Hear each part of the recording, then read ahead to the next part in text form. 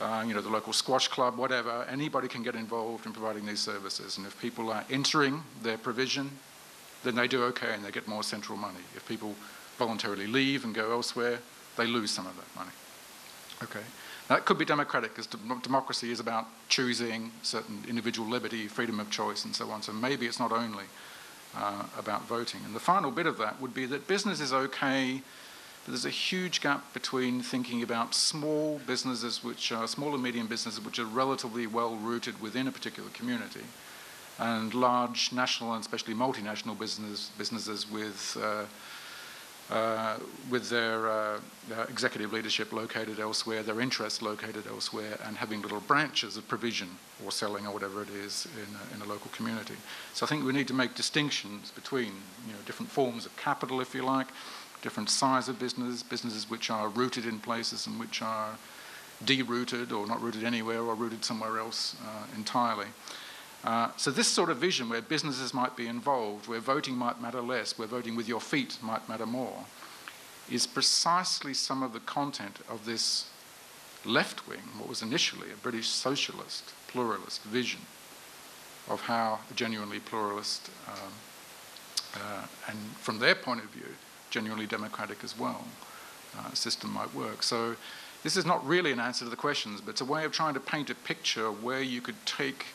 There is another way of looking at one or two of these things if different traditions of associative and pluralistic thinking are revived from the dead.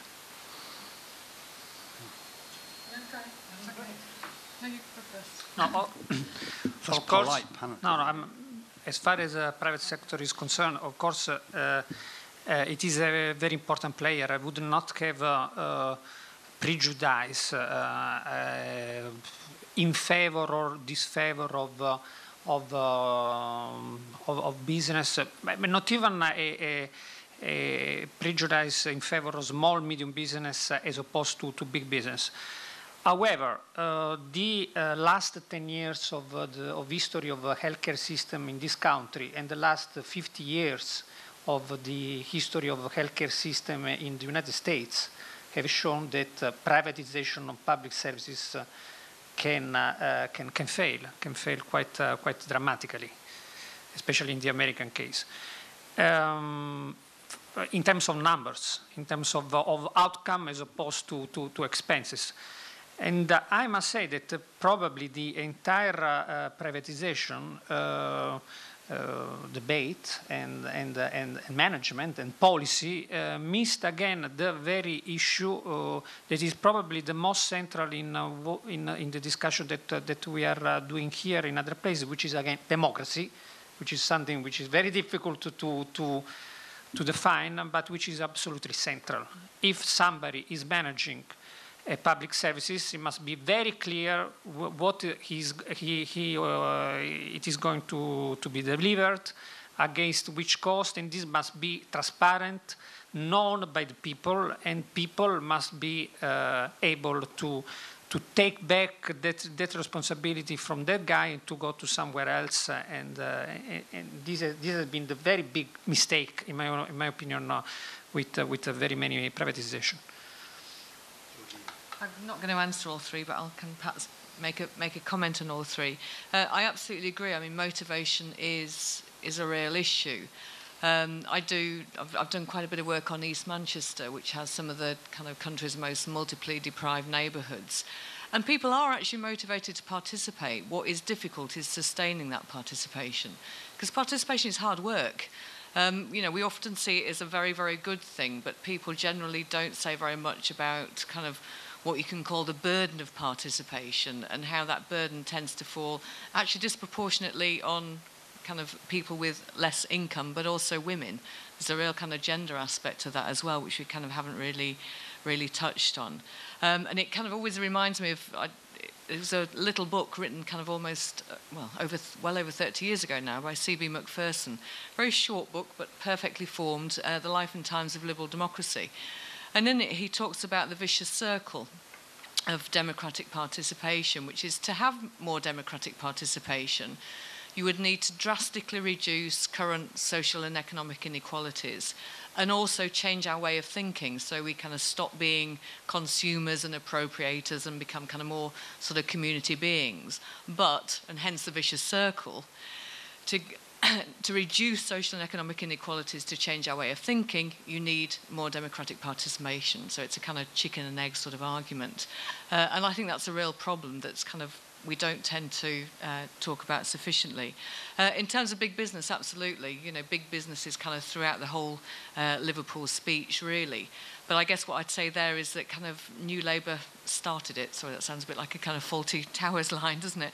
But, you know, business was already there on a lot of the partnership boards that New Labour set up. So I think that there is a difference now, but it's kind of more a difference of degree rather than a difference of kind, I think. And just kind of briefly on sort of Hugh's point, I think you're right. I imagine, I don't know because I don't live in either kind of Wales or Scotland or Northern Ireland, that there is a different feel with decentralisation, and you know certainly that was kind of an achievement of the new Labour government. But as kind of we know from the experience of Spain, decentralising to that kind of regional or nation level doesn't mean that then power will be devolved further to local government. I don't know enough about kind of Welsh and Scottish politics to kind of know if that is occurring or not. But in Spain, certainly there was very significant decentralisation, real decision-making power, tax-raising powers to the level of the regions, but it stopped there. And actually the kind of financial power of local government hasn't changed really that much since the days of Francoism. And just finally, kind of on the sort of individual point, this is kind of just a sort of thought kind of running through my head really, that we've kind of, in terms of the concepts that we're sort of moving through, it's almost kind of with each one that it becomes more individualised. I'm saying this in a kind of very tentative way because I've got absolutely no evidence whatsoever to back this up. So DD 101 students, don't quote me on this. I haven't got any evidence to support this claim. But it's almost kind of like we move from sort of, you know, social movement, civil society, to things like kind of social capital, to now big society. And it almost seems with each kind of new take on this, it becomes less collective and more individualised. But that's kind of just a feeling rather than anything that I can corroborate. Okay, we'll open it up again for some more contributions. Janet.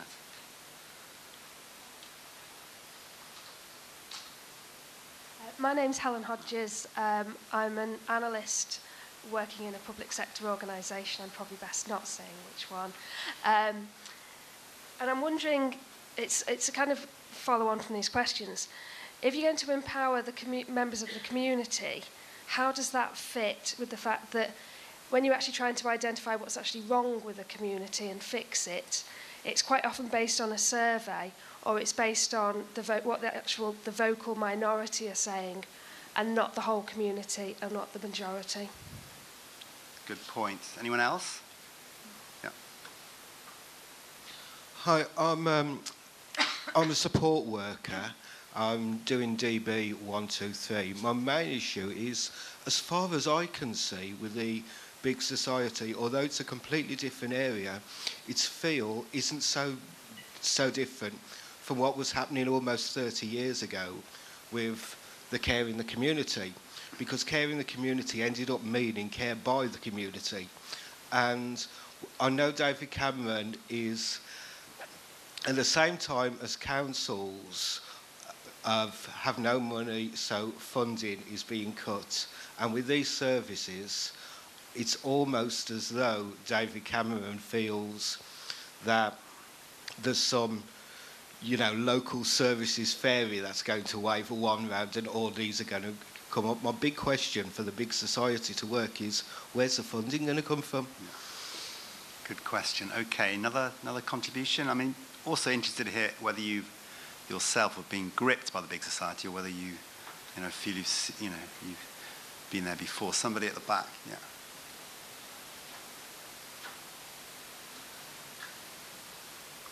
My name's Alex Shelton. I've actually joined the Big Society. I was made redundant in 2008. I work as a volunteer now. I joke and say I'm working for Nout, and I've joined the Big Society.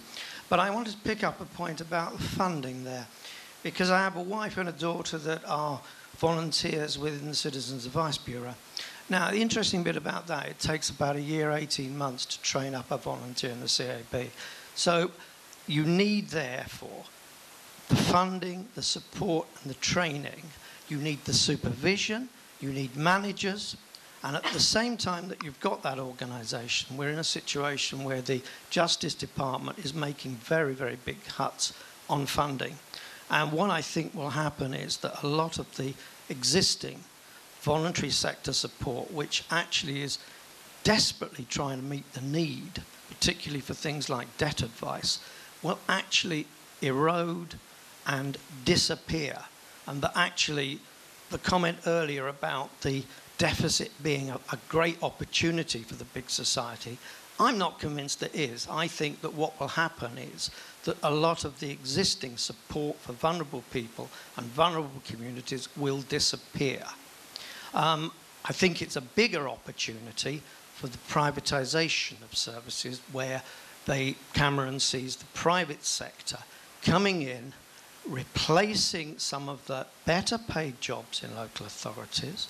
The pensions, the employment rights disappear. It's a way of cheapening the delivery of services and opening up opportunities for capital to come in and make a profit out of the services. I think I'd also like to pick up on the very early point that was made by the speaker about the inequalities of the big society, in the sense that I'm lucky because I have a pension, although it's made redundant. So I don't really have to worry too much about income. And actually what often happens is that the volunteers tend to be middle class, middle-aged, and they appear in areas not necessarily of greatest need. So that actually what you get, and the point was made earlier, is a mismatch between the needs of poorer communities, and the needs of vulnerable people, and the actual volunteers that are available, yeah? And I think I'll finish at that point because there seems so much that you could pick up on this whole discussion. Thanks very much. I mean, those three contributions are getting us a bit, closer to what it might mean in reality. So on the one hand, who's being represented by the big society activists? Then we have a real question of funding.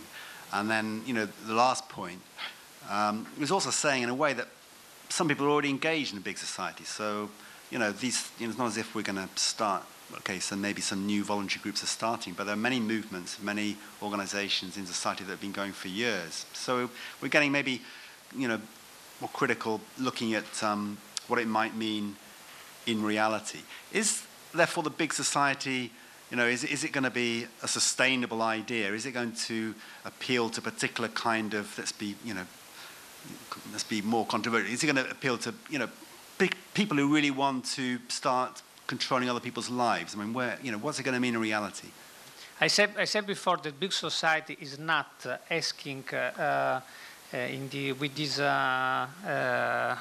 advertising in the underground, who wants to volunteer for being a London ambassador, and at the same time dismantling Visit London and Think London to save 30 million euro.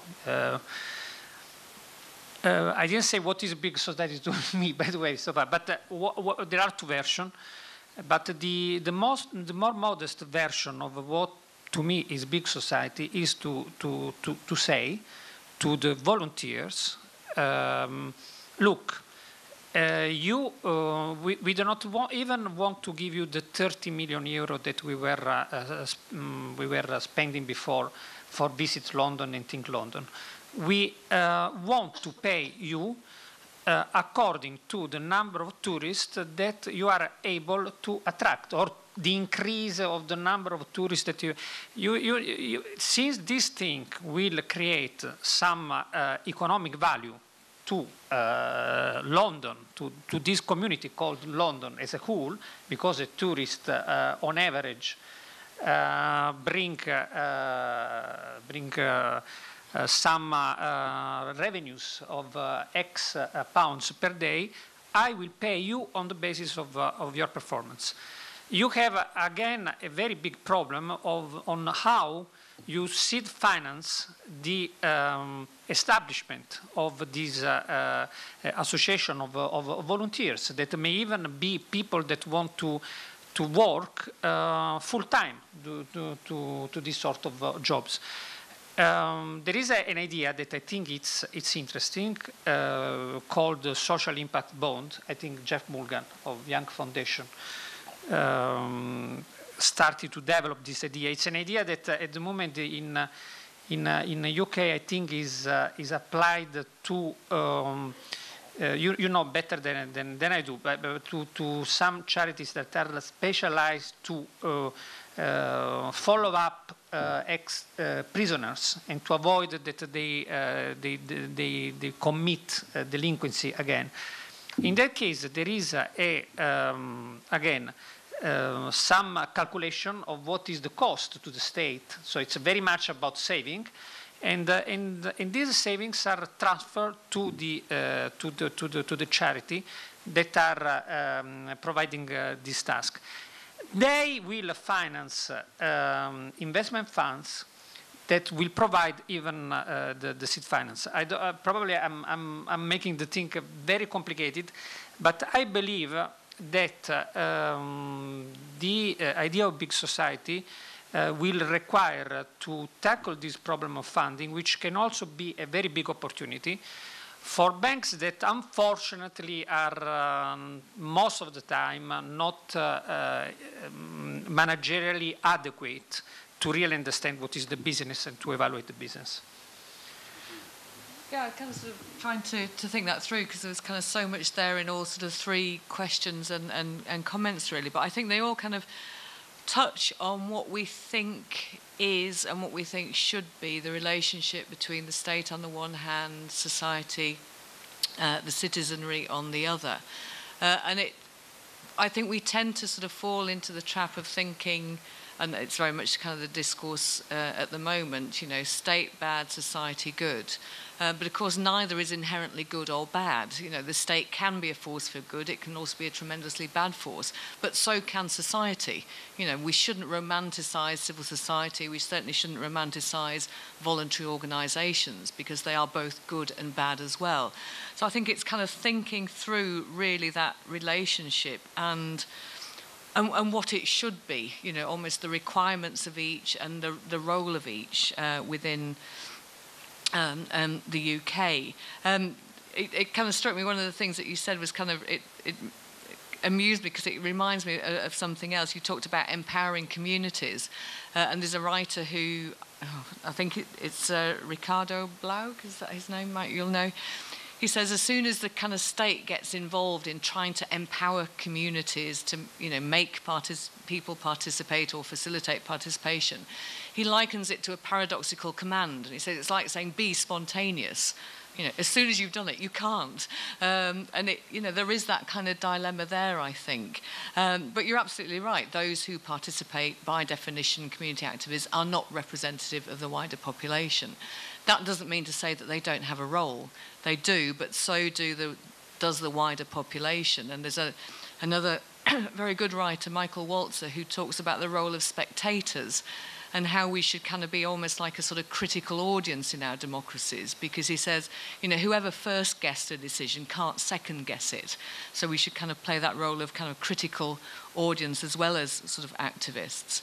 And to sort of come to the point about kind of local voluntary organisations, certainly I think for a lot of people, they're probably quite insulted by the big society idea. One, because they feel that they've been doing it for ages. So, you know, what are you telling me? You know, I'm kind of being part of the big society for a long time. But also I think that very kind of local organisations in particular, particularly where they don't have a national kind of body, a national centre, will be feeling really, really squeezed by cuts in local authority budgets.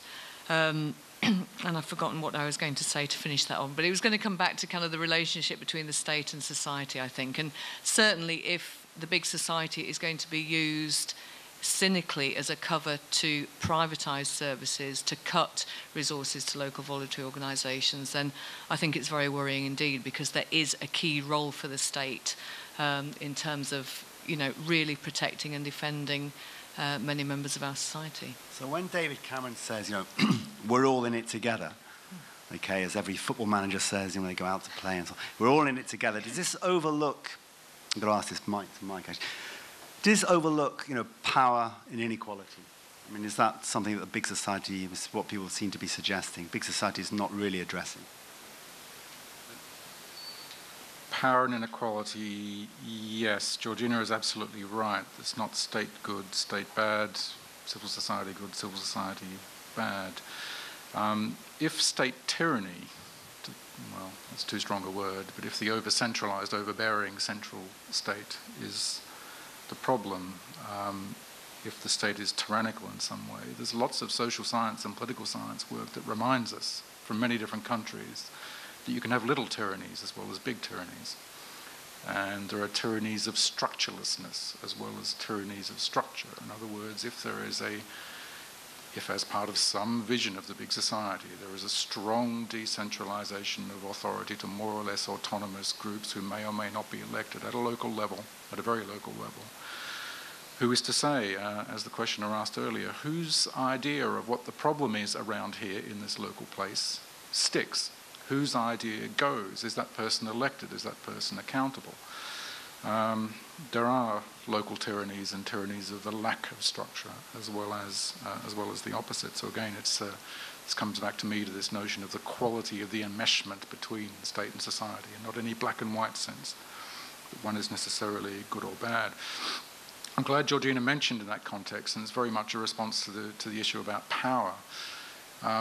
There are strong arguments that women, children, certainly the unemployed and the semi-employed, and certainly those who are on lower incomes or suffering from poverty, will disproportionately lose from their difficult positions now as groups, I'm speaking very generally, under various visions of the good society. I guess the question would be, how much worse do different representative groups' positions become under different visions of a big society, starting from where we are now? But this is an absolutely critical issue. When it comes to equality, well, you pays your money and you takes your choice. Which principles do you like? It seems to me that there is a seesaw across many countries over many decades between one pole and another. The one pole says, if you're in a certain country and you want equality of treatment at a certain level for all citizens in that country, and if equality of healthcare, educational opportunity, and so many other things matters, then only a central state can deliver equality, because only a central state can standardize and control provision at a certain level at every point geographically and otherwise in that country. If equality matters to you, and that version of equality matters, then central states are your vehicle of choice for delivering politics and policy. But what was the French Revolutionary slogan? Liberté, égalité, fraternité. If you like fraternity, which sounds a bit more like, you know, forget the sexist angle of it for the moment, it sounds a bit more like community, neighbourhood, sociality, togetherness. We are better when we are together than we are individually. We are more than the sum of our parts. As a community, we can achieve, if some of that is your grounding principle, kind of instinctive principle, that is the other pole. That leads towards things can be different, services can be different, people can get different things out of health, education, other services in different places, and radical thought, that's okay. That's actually okay if it genuinely reflects some sort of shared feeling about the nature of provision and the comparative importance of different sorts of services in a local place. You pays your money, you takes your choice, you decide what principles matter most.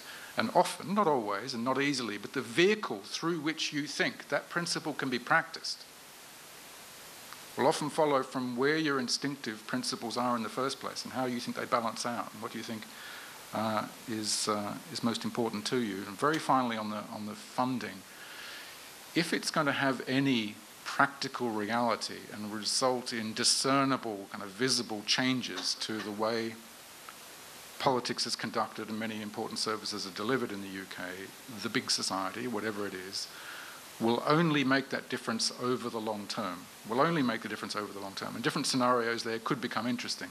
At some point, presumably, the economy will begin to turn around. At some point, presumably, one way or another, possibly by some economic growth, which may produce more inequality, but the deficit will come down. At some point, local government will begin to be refunded again, perhaps. If the idea has got around that some vision of the big society has kind of entered the minds of voluntary groups, local businesses, local government, has made some sort of difference to the way people view and look, and funding becomes available, then in 10 years' time or in 20 years' time, politics, local politics, might look different in the UK. But it won't look different next year, and it won't look different the year after, and the big society will sound more like rhetoric than reality, I think, for some time to come. That may be the fault of the politicians who are attempting to lead it, but it is equally just as likely to be intrinsic to the nature of the idea. It's a picture of a big shift that cannot happen quickly. Anyone else want to come in at this point? Yeah, somebody at the back. Chris Shelley, tutor on DD203. I was just very interested in the vehicle that's often been discussed for the big society, which is mutualism. My doctoral thesis was on like the politics of cooperation, or historical view of it. And three things sort of worry me about a lot of what is being said about mutuals. I find the rhetoric very glib. The first one is that all cooperatives require a lot of social capital to set up. And even back in the 19th century, there was constant discussion about the failure of cooperatives to find a base within very poor communities, right? Very fragmented communities. I think Margaret Llewellyn-Davies did an investigation in 1906 with the Cooperative Women's Guild. And how does that sort of fit with, you know, the rhetoric of Cameron about the broken society